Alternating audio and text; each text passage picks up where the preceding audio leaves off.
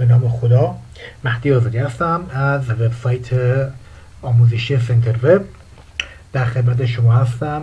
من تصمیم دارم برای شما دوستان گلم یک وبسایت قدرتمند با مفاهیم سطح بالا و کاربردی در جنگو نسخه 3 برای شما مهیا کنم.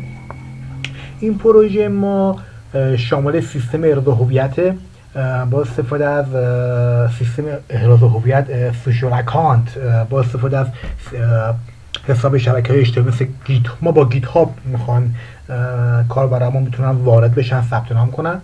این پروژه ما یک سیستم پرسش و پاسخ خواهد بود در قالب یک وبلاگ اپلیکیشن نویسی با جنگو نسخه 3.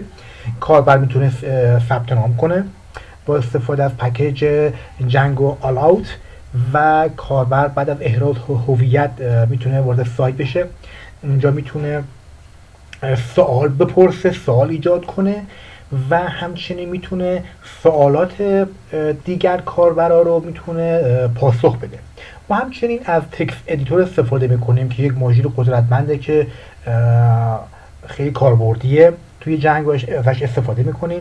همچنین از تاریخ جلالی در وبلاگ اپلیکیشن نویسی خودمون استفاده میکنیم که تاریخ میتونه شمسی باشه، هم در پنل ادمین هم برای کاربر که نمایش داده بشه. و همچنین تغییراتی رو در سایت، در ادمین سایت انجام خواهیم داد و با ما همراه باشید. ما توی این پروژه خودمون با مفاهیم سطح بالا، مخصوصا با کلاس بیس ویو ها، با میگزین ها، مخروط ها در جنگ آشنا میشیم، فیلتر میکنیم و خیلی کارهای دیگه رو میتونید تو این پروژه در کنار ما باشید و یاد بگیرید.